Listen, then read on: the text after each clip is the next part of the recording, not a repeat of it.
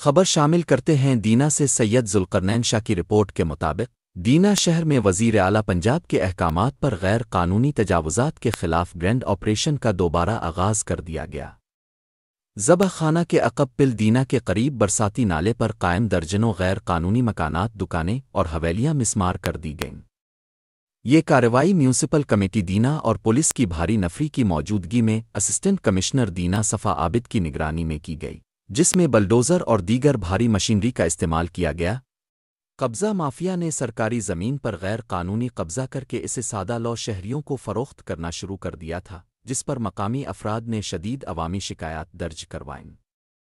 خدشہ ظاہر کیا جا رہا تھا کہ شدید بارش کی صورت میں یہ علاقہ سیلابی صورتحال اختیار کر سکتا ہے، جس سے انسانی جانوں اور املاک کو شدید خطرہ لاحق ہو سکتا تھا۔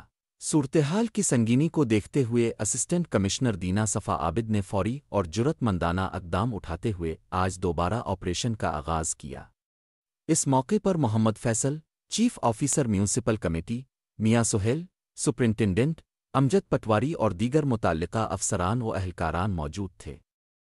درجنوں غیر قانونی تعمیرات کو مسمار کر دیا گیا، جبکہ چند مکانات کے مالکان کو وارننگ دی گئی کہ وہ از خود تجاوزات ختم کریں، بصورت دیگر دوبارہ کوئی رعایت نہیں دی جائے گی اور سخت قانونی کارروائی کی جائے گی۔ آپریشن کے دوران اے سی دینا نے کسی بھی قسم کے دباؤ کو خاطر میں نہ لاتے ہوئے قانون کی بالادستی کو یقینی بنایا۔ ان کا کہنا تھا کہ تحصیل دینا میں قانون کی رٹ ہر حال میں قائم کی جائے گی اور سرکاری زمینوں پر کسی صورت قبضہ برداشت نہیں کیا جائے گا۔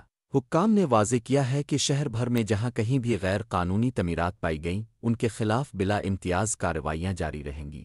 عوامی حلقوں نے اس دلیرانہ اقدام کو خوب سراہا اور صفا عابد سمیت پوری انتظامیہ کو خراج تحسین پیش کیا۔